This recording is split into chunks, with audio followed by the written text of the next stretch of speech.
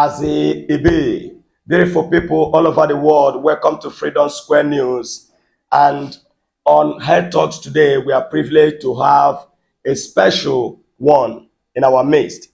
And from our last episode, I can tell you the doctor we are talking about need no introduction. He's a man that God have used to bless our generation, and people around him and all over the world that contact him are testifying the goodness and anointing in his life when it comes to health challenges, health issues. And today we are privileged to have him. Doc, you are welcome on board. Thank you for having me. God bless you, Doc. And for the records, we are with Ichie, Dr. Bun Eze, Chief Medical Director since Sylvester Multispecialist Urology Hospital, and Chief Consultant Urologist and Head of Urologist Division, Parklane, Enugu, Nigeria. All right, Doc. From our last episode, it was very clear that you were so universal and extensive that they didn't have any question to ask. But I have a brother who came to me and asked me or told us a story that he went to the hospital because he had a blockage. He could not urinate very well. And the doctor asked him, "How many times do you have sex in a week?" And he told him that the wife left for 5 years by then. And the doctor said, even if it means going to a harlot, go and try to have sex. So my question is, does sex contribute to blockage, or does it prevent people? Lack of sex contribute to urinary blockage. Yes. Okay. The issue about relationship between sex and urinary problem is a topical issue. People will always want to talk about it. And there are a lot of myths surrounding the relationship between sex and urinary problem. But the facts have not changed. I might tell you something that will surprise you. Let me start thus. Sex obviously have some health benefits, including even psychological benefits. But when it comes to the issue of, let's say, prostate health and sex, studies have not proven conclusively that the frequency of sexual intercourse and ejaculation could help prevent prostate problems. So, but then on the other hand, what can cause blockage of flow of urine is not only prostate, because there is the urinary bladder above where the urine produced in the kidneys are stored. It's from that urinary bladder that occasionally, under voluntary control, under low pressure, the urine moves from the bladder through a pipe we call the urethra to the external meatus, the opening at the tip of the penis through which urine flows. So anything that can block the flow of urine will start from that bladder neck along the whole pipe to the end of that pipe where urine flows from. The prostate causes obstruction in urine flow because of relationship with the upper part of that tube, the urethra, that is surrounding, that is just beneath the bladder. But beyond that, when you go further, a lot of things could happen between the bladder neck and the external urethra. Then, if somebody has a blocked urinary stream, sex can actually worsen his condition. It's not like go and meet harlots, go and have sex, you will get to it. Yes, it's funny, but look at how it goes. People have predisposing factors. Predisposing factors are those factors that are there already, predisposing the person to have a urinary blockage. For instance, an enlarged prostate is a predisposing factor. Then when we talk about precipitating factor, there are about four of them, four W's. You already have an enlarged prostate, or you already have a problem along that pipe, the urethra, between the bladder and the external meatus. What happens is that there are four W's. One of them is water. When you take excessive intake of water that can help you, that can make you produce a lot of urine over a short period of time, it could precipitate that urinary blockage.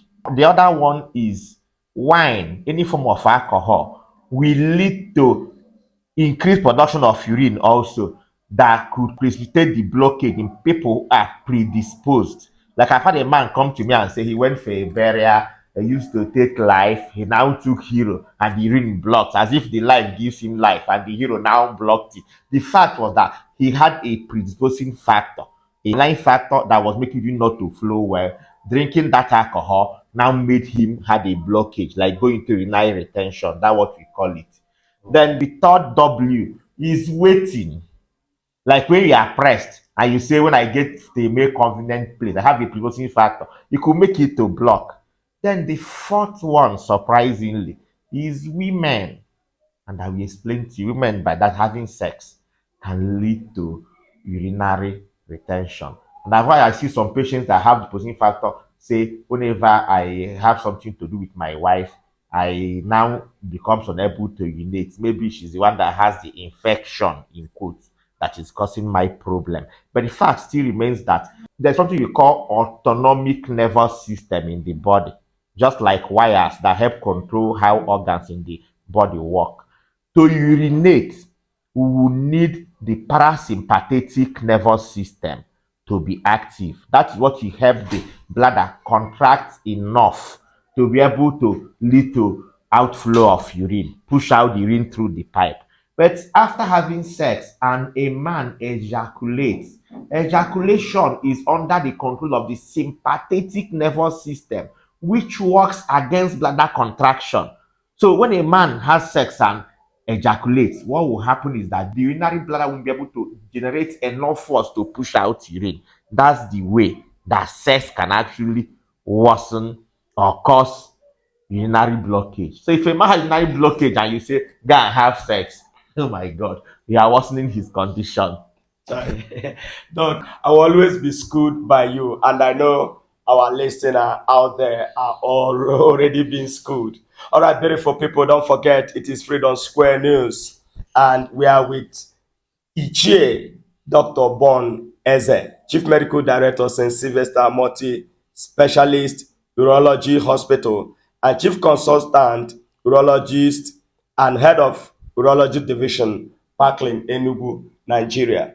All right, Doctor, let's go to another topic. Maybe when we introduce it, and as God tarries, when we meet you again, we can expand on it. Okay. Now, erectile dysfunction, what it is Okay. in medical. Okay. Well, is one of the components of what we call sexual dysfunction. One of the components of sexual desire. But sexual dysfunction, sex is a complex activity. It's not just physical. There are other things that could contain that can control sexual performance. So, in that domain of sexual dysfunction, there is something we call erectile dysfunction. Because for you to have a sexual dysfunction, maybe a man has a problem with arousal or libido, is a form of sexual dysfunction. Not erectile dysfunction, just that he's not just interested in sexual activity for whatsoever reason. I don't want to go into the reason. You just know that if a man don't have interest in sex, he's having a problem with arousal or libido. Then there is that component we call erectile dysfunction, which I will explain better. That's a man has the desire, he has the urge, he has the partner, the environment is right, but he can't just keep it up. Mm. Beyond erection, there's a part of sex that involves orgasm.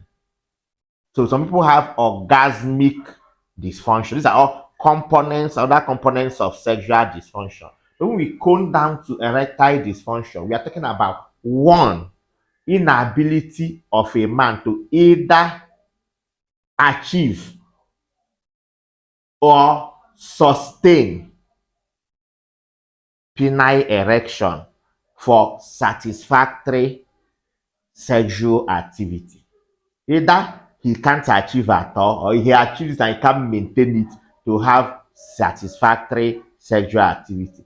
That's erectile dysfunction. So we begin to wonder that satisfaction. Are we talking about the man's satisfaction or the partner's satisfaction?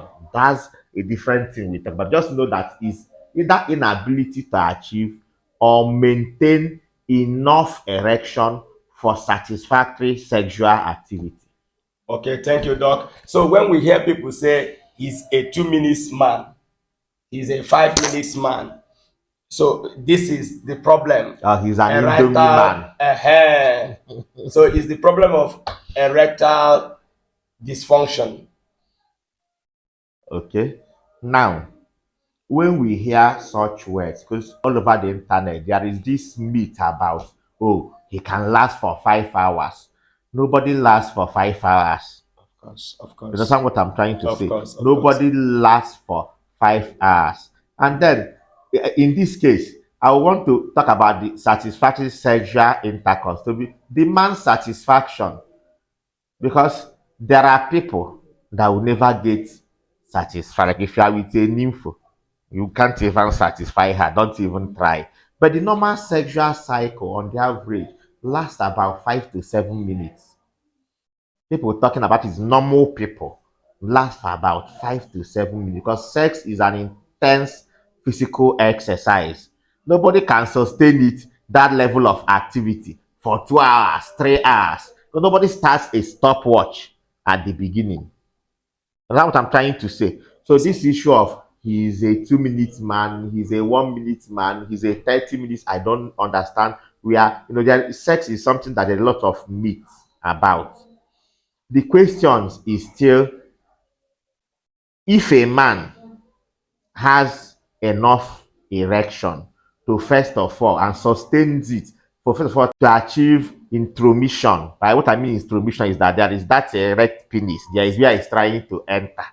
If it's not strong enough, it will be difficult for it to get to the destination. So if he's able to achieve that reliably and he can hit his chest and say, man, I don't try my best, he doesn't have erectile dysfunction. Okay. All right. Thank you, Doc. Beautiful people. Don't forget, it is on Freedom Square News. Doc, what test do we need to diagnose the cause of erectile dysfunction? When we start talking about causes of erectile dysfunction, the most important aspect of treating sexual problems are not straightforward to treat. Like, not all about drugs. Is taking a proper sexual and social history will help in making a diagnosis. Because once the diagnosis is not made, there is no way things are going to get better. But if I go further in making a diagnosis, it's important to mention that there are three types of erectile dysfunction. One is organic.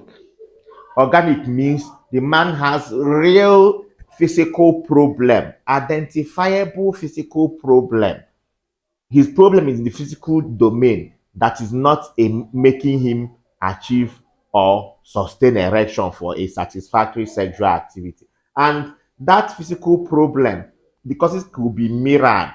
It could be blockage of the blood supply to the penis, because what makes the penis get erect is blood flowing into the spaces inside the penis. That blockage could be due to a lot of factors. It could be hypertension, it could be diabetes, it could be atherosclerosis, it could be anything. The organic type could also be due to some hormonal issues. Imbalances. Yes, just know that there is an organic component. Those ones, they are identifiable physical problem that when we treat, the person is supposed to get some relief. Then there is also the domain of psychological erectile dysfunction. In that case, physically, the man doesn't have any physical problem. But because sex is a complex thing, being organized at the level of the limbic system, part of the brain that has to do with emotion and the rest of them. If a man is not happy, if there's anything disturbing him emotionally, If he doesn't like the person that is trying to do something with him,